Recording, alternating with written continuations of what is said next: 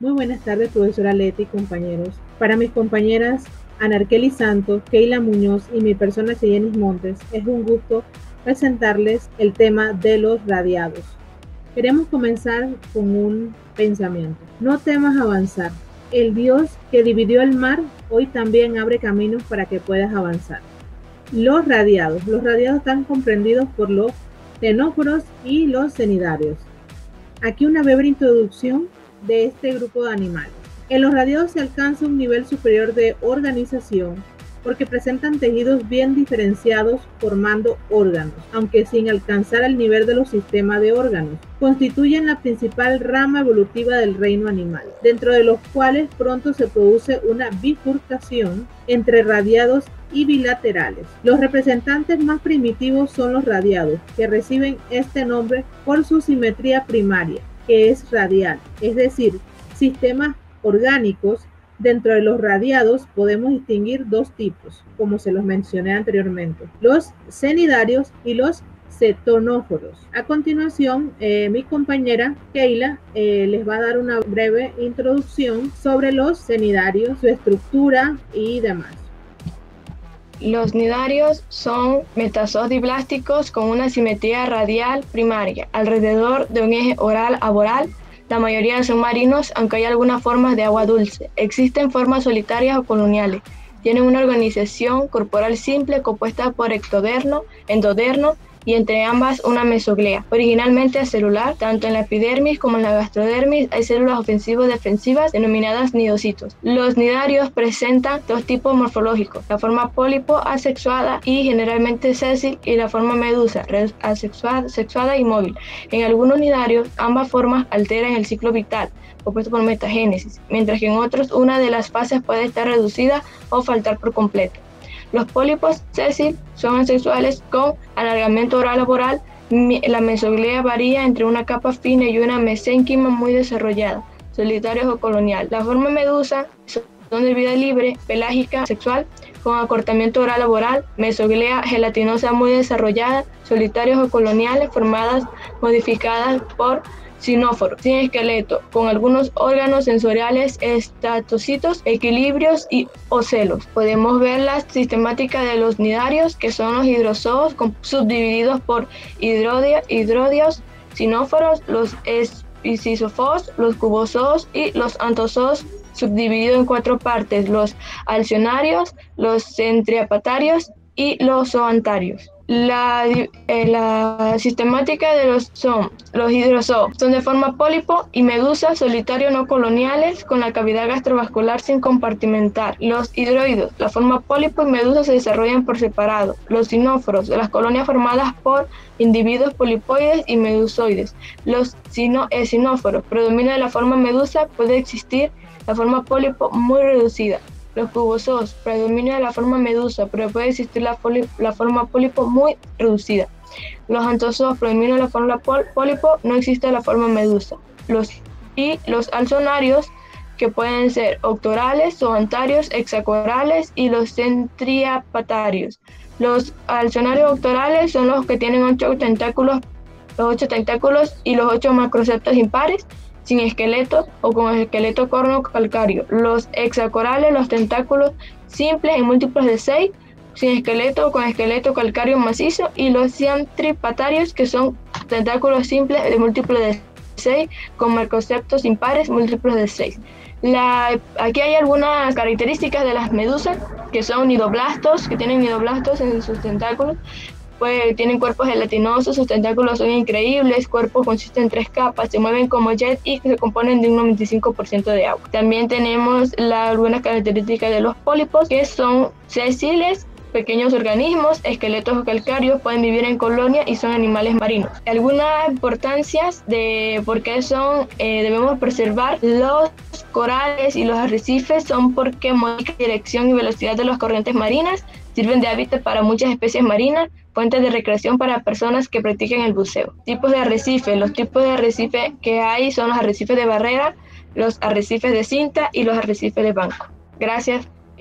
Gracias, compañera Keila. Hábitat. Los cnidarios son un filo de animales invertebrados relativamente simple, que pueden vivir en hábitats acuáticos. Pueden vivir de forma individual y de forma colonial. Se encuentran en hábitats marinos y en algunas aguas dulces.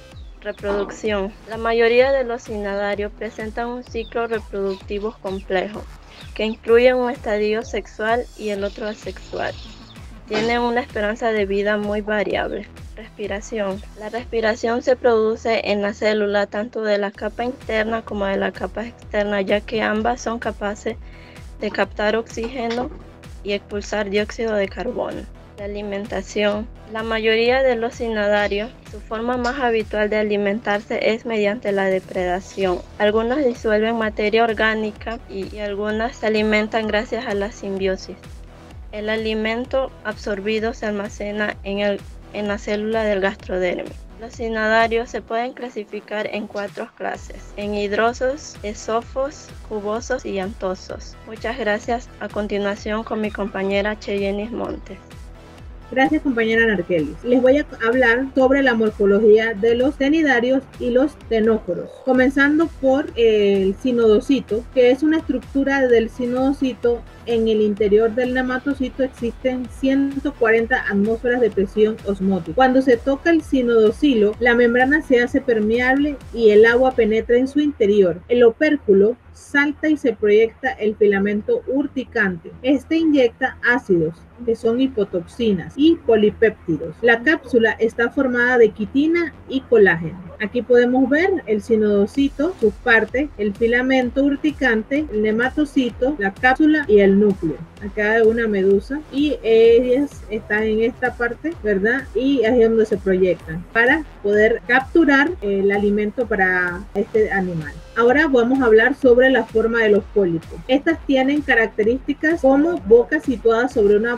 prominencia denominada hipostoma y chimenea bucal. Tienen una mesoglea poco desarrollada. Tienen tentáculos distintos tipos, filoformes, capitados y disposiciones que varían para cada especie. Son solitarios y coloniales. Aquí podemos ver una parte, ¿verdad?, del hidropólipo, aquí en la parte oral y la parte aboral, la cavidad gastrovascular, el disco basal, sus tentáculos, la boca, la epidermis, la mesoglea y el gastrodermis. Acá también podemos ver lo que la compañera Keila mencionó en una vista de la parte superior, un corte superior, hidrozoos, esifozoos y antozoos. También podemos hablar sobre la forma de la medusa. La medusa tiene características como son un cuerpo con forma de sombrilla en el que se diferencian las siguientes partes, como son la umbrela. Su superficie externa aboral es convexa y se denomina exoumbrela. La interna oral es cóncava y se denomina subumbrela. También podemos hablar del manubrio, que es que cuelga de la subumbrela y en su extremo libre abre la boca. También podemos hablar de los tentáculos, ¿verdad? Estos que vemos aquí se sitúan alrededor de la umbrela. En su base se localizan los órganos del equilibrio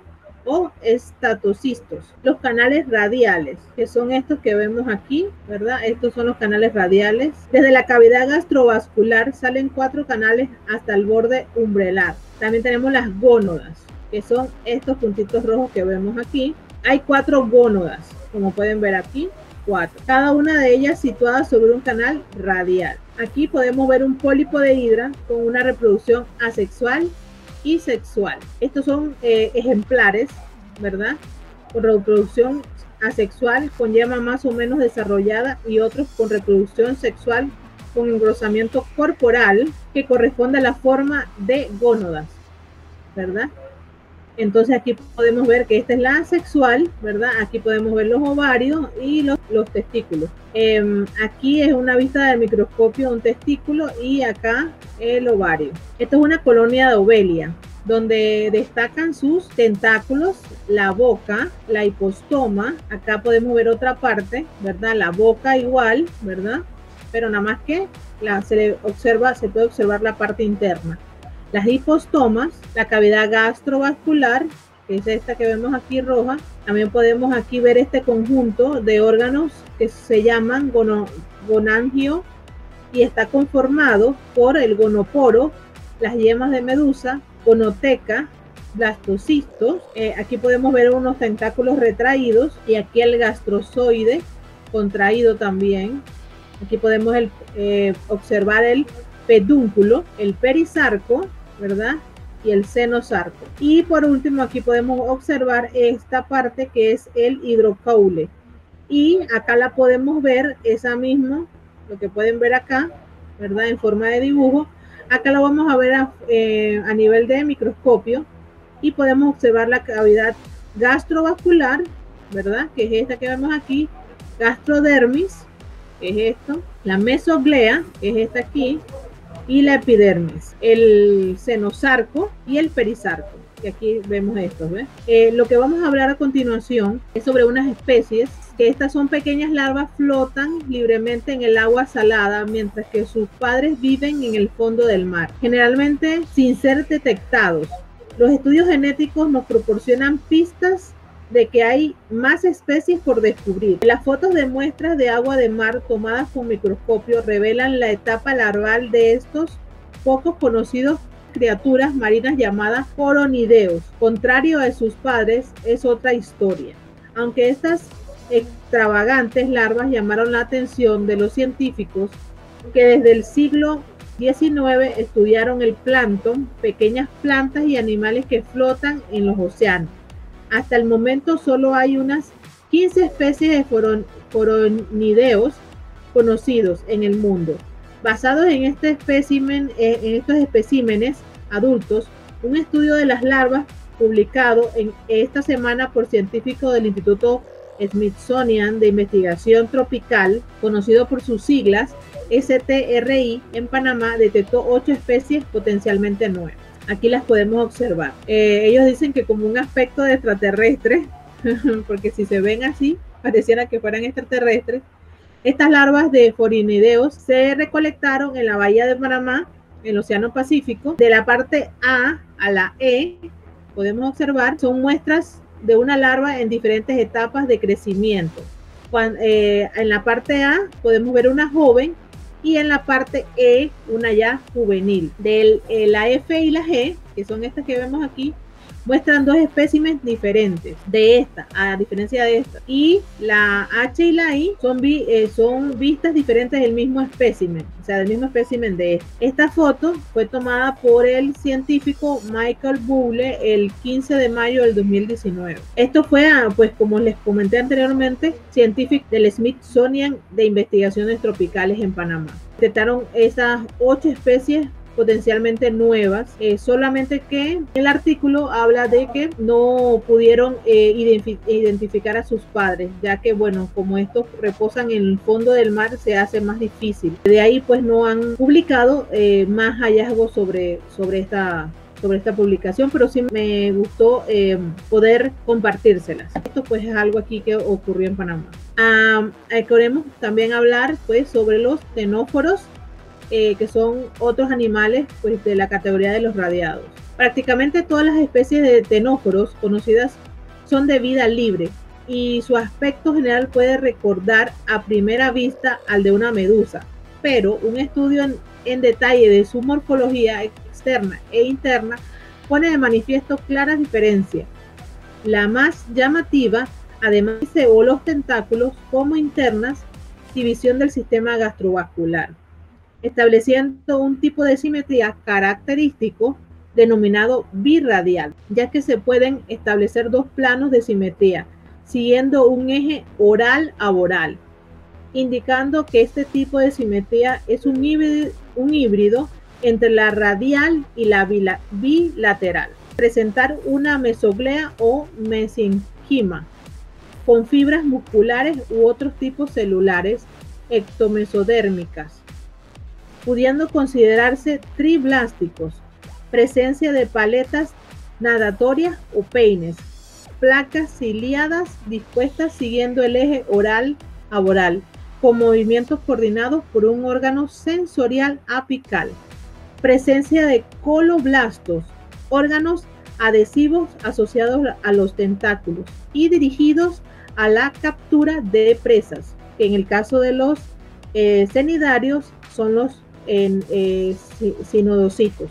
No forman colonias ni son polimórficos, presentan bioluminiscencia y un elemento interesante es que presentan poros anales, es decir, en la zona aboral la cavidad gastrovascular puede abrir en 2 poros pequeños derivados del ectoderma. Aquí podemos ver un esquema de la estructura interna de los ctenóforos.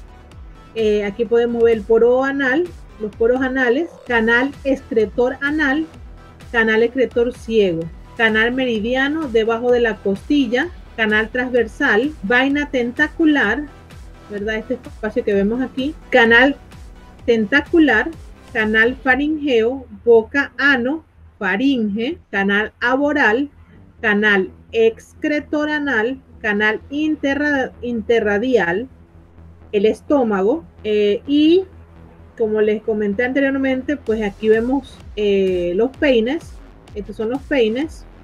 Esto que vemos aquí, el canal meridiano. Estos son los ovarios en el endodérmico y los testículos endodérmicos. Aquí los podemos ver. Y pues esta es otra vista. Es un corte transversal, canal tentacular, canales transversal, ¿verdad? Canal meridiano, canal interradial, el estómago. Queremos concluir a nivel de todos los animales radiados que ellos contribuyen en el ecosistema de estos seres vivos, tienen muchos aportes a la ciencia por su taxonomía y característica morfológica. Tenemos el siguiente aporte: algunas de las especies más venenosas de los invertebrados marinos.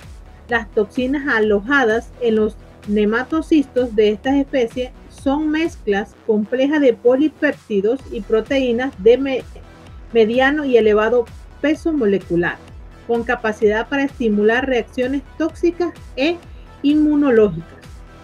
A nivel biológico, se trata en los laboratorios en donde lleva a cabo el aislamiento y caracterización de sus nematocistos, y se evalúa la actividad biológica de las toxinas mediante bioensayos a nivel celular y con mamíferos pequeños, donde se aportan significativo el manejo y conocimiento de la naturaleza de las toxinas y sus mecanismos de acción. A nivel ecológico, en el caso de aguas tropicales y subtropicales, los corales son formadores de islas.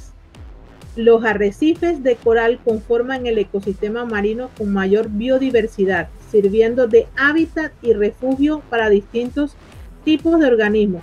En referencia a los arrecifes, son un recurso valioso con beneficios inestimables. Muchos países dependen de ellos para sostener su industria pesquera y su alimentación, ya que sirven de hábitat para muchas especies marinas de consumo humano, con gran importancia económica. A continuación, le vamos a mostrar un video de la cual la profesora Leti le agradecemos por habernos brindado para compartirla con ustedes. Lo primero que pensamos cuando se habla de corales es en los grandes arrecifes del Mar Rojo, del Caribe o de la Gran Barrera Australiana. Estos arrecifes están situados en las zonas tropicales y ecuatoriales, donde la temperatura del mar sobrepasa los 25 grados centígrados. Pueden formar unas barreras de muchos cientos de kilómetros de longitud, donde se desarrolla uno de los ecosistemas marinos más ricos de los océanos. Básicamente, estos arrecifes están construidos por nidarios, unos organismos invertebrados muy pequeños, a menudo de pocos centímetros, pero capaces de crear estructuras sólidas de grandes dimensiones. En nuestro litoral hay otras especies de nidarios, algunas también son muy abundantes. Las de aquí no forman arrecifes superficiales como los tropicales, pero los corales de profundidad de aguas templadas forman arrecifes muy grandes en la plataforma continental.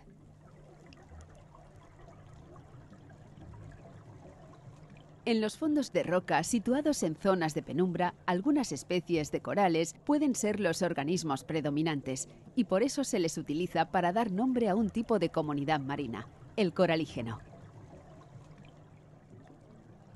La forma básica de los nidarios se podría considerar que es como de un saco, más o menos cilíndrico, que delimita una única cavidad interna, la cavidad gastrovascular.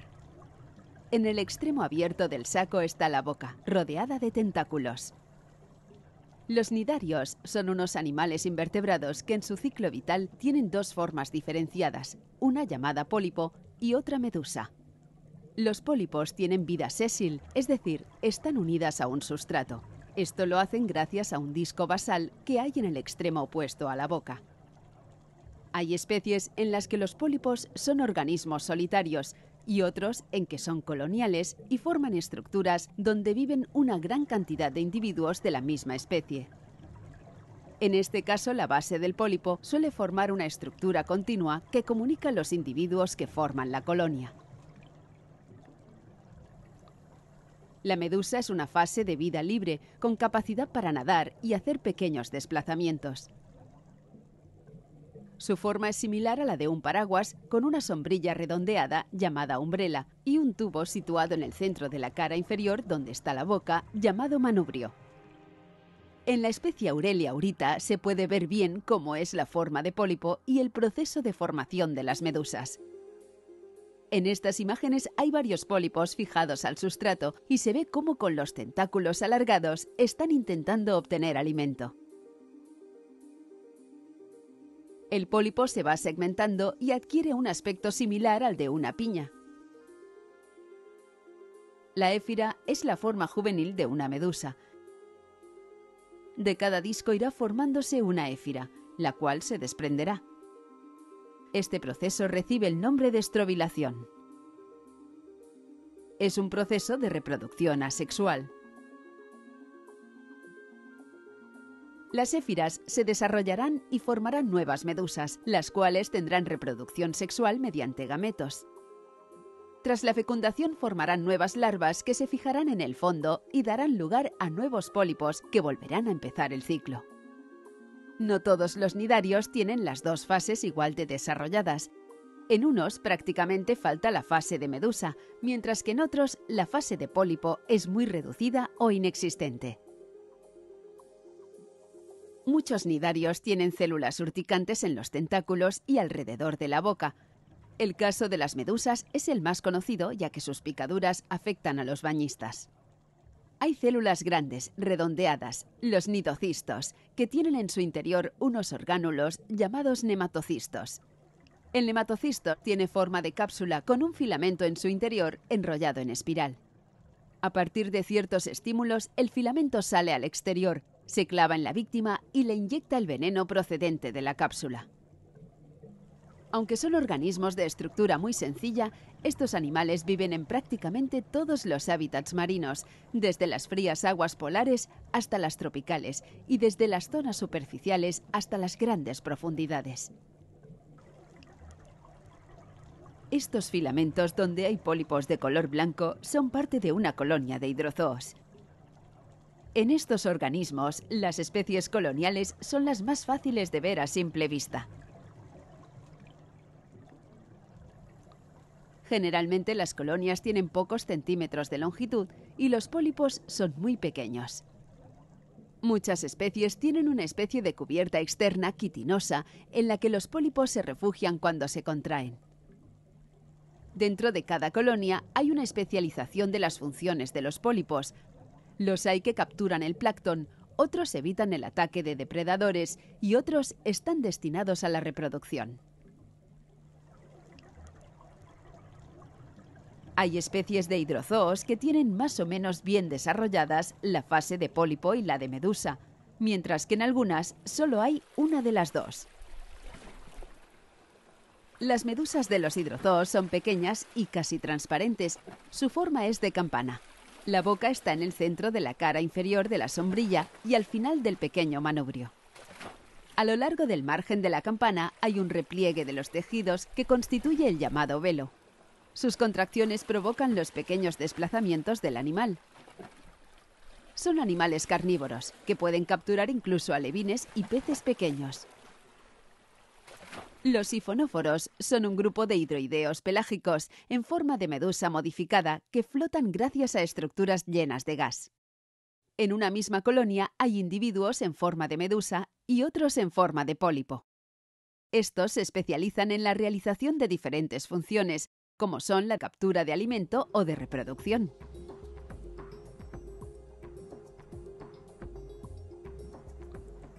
A diferencia de los hidrozoos, hay nidarios que prácticamente solo tienen la fase de pólipo. Son los anthozoos.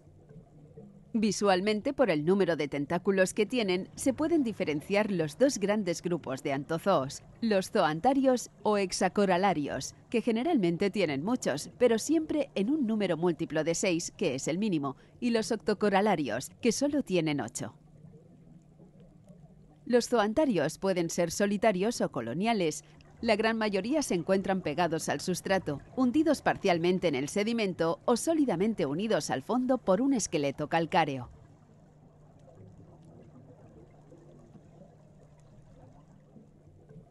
Hay especies como alguna de las anémonas que viven en nuestros fondos que tienen un sistema muscular tan bien desarrollado que les permite desplazarse por el fondo y buscar los lugares que presenten las mejores condiciones para vivir. En este caso parece que ayudándose con los tentáculos, la anémona va avanzando por la superficie del alga. Hay especies que tienen un esqueleto calcáreo que está soldado al fondo. Son los madreporarios. Estos organismos son los principales responsables de la formación de los arrecifes coralinos. En nuestras aguas hay algunas especies solitarias, pero la gran mayoría son coloniales, como es el caso de la cladócora, que forma estructuras globosas en las que pueden haber cientos de pólipos que se pueden retraer completamente dentro de sus esqueletos. También hay especies de profundidad, como es esta colonia de corales profundos, que se puede encontrar hasta los 300 metros de profundidad. Es muy característica su forma arborescente, con un tronco grueso y los pólipos separados una cierta distancia entre ellos. Los corales blancos son capaces de construir arrecifes submarinos donde viven una gran cantidad de pequeños organismos.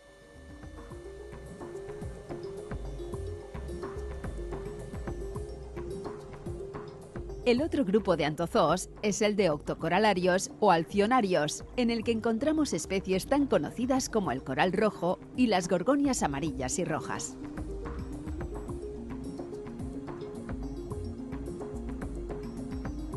Las especies de este grupo tienen los pólipos de forma alargada y cilíndrica y sus 8 tentáculos presentan unas pequeñas expansiones laterales.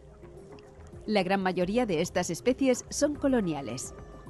Los pólipos son pequeños y están incluidos parcialmente dentro de una masa carnosa que conecta todos los individuos de la colonia.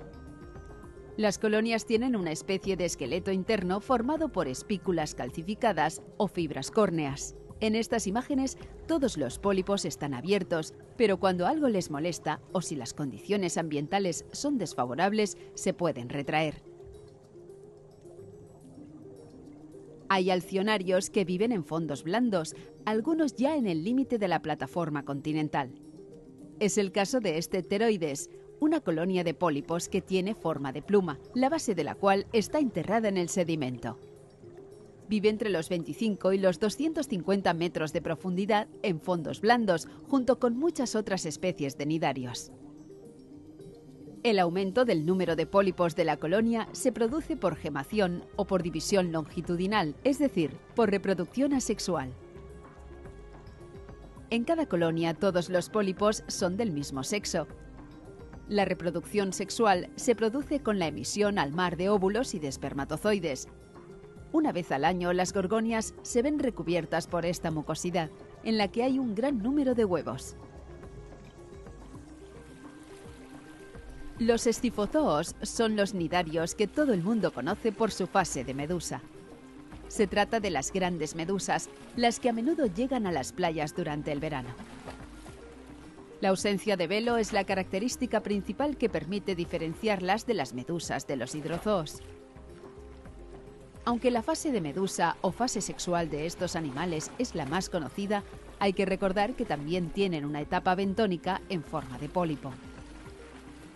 Las medusas son uno de los organismos más antiguos del planeta y su morfología básica no ha cambiado en más de 500 millones de años. Y queremos culminar con un pensamiento también que pues es muy consono con el tema que estamos hablando, y gracias a nuestra compañera Keila, que fue la que dio el aporte de este pensamiento. Construir barreras es muy caro que cuidar los corales. Muchas gracias.